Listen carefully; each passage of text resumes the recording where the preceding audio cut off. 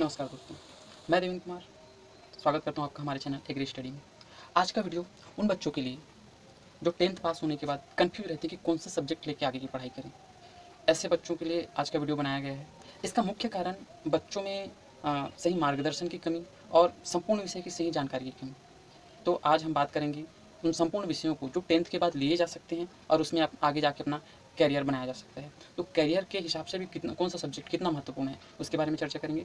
तो आइए 10th के बाद कौन कौन से सब्जेक्ट लिए जा सकते हैं उसके बारे में बात करते हैं। पहला बात करते हैं मैथ्स, जिसको गणित बोला जाता है।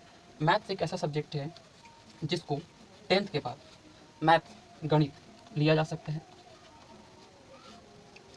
सबसे पहले बच्चों को सही मार्गदर्शन और सही जानकारी के बारे में बताना चाहूँगा। मैथ्स जो है, बच्चे कंफ्यूज रहते हैं कि कौन सा इसमें पढ़ाई किया जाता है। मैथ्स में क्या केवल गणित बस रहता है? तो नहीं, मैथ्स जो सब्जेक्ट अगर आप 11th में ले रहे हैं तो इस मैथ्स के साथ आपको भौतिकी पढ़ना पड़ेगा, जिसको फिजिक्स बोलते हैं, रसायन पढ़ना पड़ेगा, केमिस्ट्री। 3 मुख्य सब्जेक्ट रहेंगे, भौतिक, रसायन और गणित, तीनों मुख्य विषय। इसके साथ जो जनरल विषय आपका वो रहेगा हिंदी और इंग्लिश।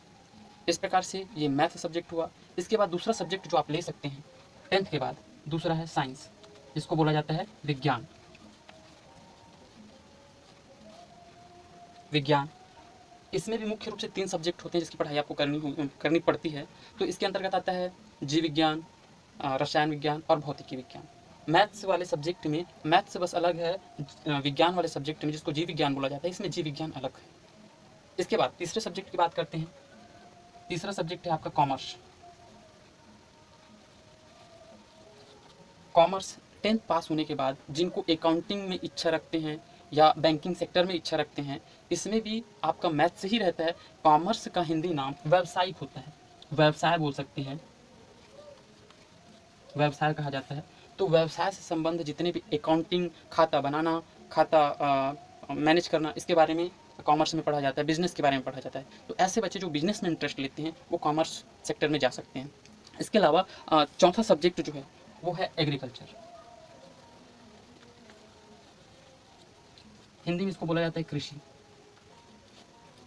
कृषि, एग्रीकल्चर जो है अपने आप में एक नया सब्जेक्ट है। इसके बारे में एकदम ज़्यादा जानकारी नहीं रहती बच्चों के पास। तो मैं बताना चाहूँगा, एग्रीकल्चर जो है 2 सब्जेक्टों को मिला के बनाया गया है, एक आर्ट प्लस साइंस। मतलब कुछ हिस्सा आर्ट का रहेगा और कुछ हिस्सा साइंस का रहेगा। मुख्य रूप से इसके भी 3 विषय होते हैं।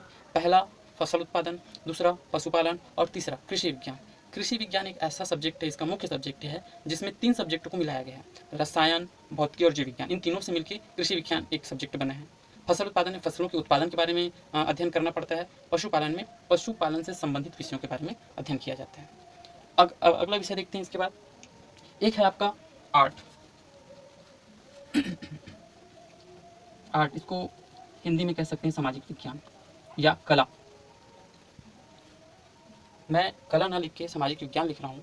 इसका सीधा सीधा विषय मैं बताना चाहूँगा। इसमें बहुत सारे सब्जेक्ट 11th में जाने के बाद आपको पढ़ना पड़ता है। तो मुख्य रूप से जो सब्जेक्ट पढ़ना पड़ता है वो है इतिहास, भूगोल, अर्थशास्त्र, नागरिक शास्त्र। ये विषय हैं जो 11वीं में लेने के बाद आप लोगों को पढ़ना पड़ सकता है। इसके बाद एक विषय और है जिसके बारे में चर्चा करना चाहूँगा, होम साइंस। इसको बोला जाता है हिंदी में गृह विज्ञान।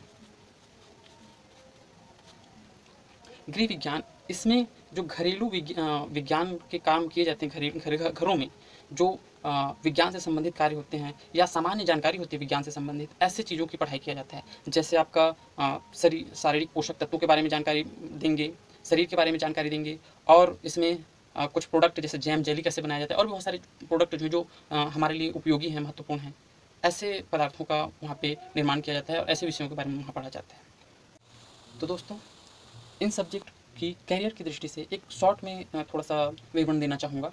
कैरियर की दृष्टि से कौन सा सब्जेक्ट कितना महत्वपूर्ण है। तो पहले सब्जेक्ट की बात करते हैं मैथ्स। मैथ्स की पढ़ाई कंप्लीट करने के बाद आप इंजीनियरिंग जैसे बड़े पोस्ट पे जा सकते हो। इसके अलावा आप प्राइवेट सेक्टर में भी जॉब कर सकते हो। मैथ्स की पढ़ाई करने के बाद आप पीएससी, आईएएस जैसे पोस्ट के लिए तैयारी कर सकते हो, यूपीएससी की तैयारी कर सकते हो। इसके बाद साइंस, विज्ञान अपने आप में बहुत बड़ा क्षेत्र है। इसमें बहुत सारे स्कोप भी हैं। आप एमबीबीएस कर सकते हो, नर्सिंग का कोर्स कर सकते हो। इसके अलावा प्राइवेट सेक्टर में भी इसमें बहुत सारे स्कोप मिलते हैं। इसके अलावा अगले सब्जेक्ट की बात करते हैं, कॉमर्स, व्यवसाय। इसमें अकाउंटिंग का काम बहुत ज़्यादा किया जाता है, तो ये बैंकिंग फील्ड में इसका फ़ायदा मिलता है। बैंकिंग क्षेत्र में जो जॉब करना चाहते हैं वो इस सेक्टर में जा सकते हैं। इसके अलावा अगला सब्जेक्ट है आपका एग्रीकल्चर, कृषि। ये भी अपने आप में एक नया सब्जेक्ट होने के कारण इसमें बहुत सारे स्कोप भी हैं। कृषि अधिकारी बन सकते हो आप। प्राइवेट सेक्टर में इसका एक अलग ही महत्वपूर्ण विशेष है, क्योंकि इसमें बिजनेस जुड़ा हुआ है, तो बहुत सारे फ़ायदे मिल सकते हैं प्राइवेट सेक्टर में अगर आप करना चाहते हो तो। इसके अलावा आर्ट, इसकी एक मानसिकता बनी है आर्ट, सामाजिक विज्ञान। ये जो आर्ट सब्जेक्ट है इसके प्रति हमारी मानसिकता है कि ये लोकल सब्जेक्ट है, लेकिन ऐसा नहीं है। पढ़ाई के क्षेत्र में कोई भी छोटा या बड़ा ज्ञान नहीं होता। ये सामाजिक विज्ञान जो है, अब आगे की पढ़ाई करोगे तो आप ग्रेजुएशन अगर कर लेते हो तो इसके ग्रेजुएशन को बीए बोला जाता है, डिग्री को। तो अगर आप बीए कर लेते हो तो इसके बाद आप कोई सा भी कॉम्पिटिशनल एग्जाम की तैयारी कर सकते हो, पीएससी, आईएएस, यूपीएससी, इसकी तैयारी कर सकते हो। इसके थ्रू भी आप बहुत अच्छा पोस्ट गेन कर सकते हो। इसके बाद लास्ट सब्जेक्ट है आपको होम साइंस। यह भी बहुत अच्छा सब्जेक्ट है हमारे घर की गृहिणियों के लिए, और इसमें प्राइवेट सेक्टर में भी आप बहुत सारे प्रोडक्ट तैयार करके बेचा जा सकता है, व्यवसाय या धंधा स्टार्ट किया जा सकता है। तो दोस्तों इस तरीके से इस टॉपिक को यहीं पे ख़त्म करते हैं। और अगर आपको और इसके बारे में अधिक जानकारी चाहिए तो कमेंट कर सकते हैं। साथ ही साथ अगर ये जानकारी आपको थोड़ी सी भी हेल्प पहुंचा रही है तो प्लीज़ लाइक और सब्सक्राइब जरूर करें। Thank you.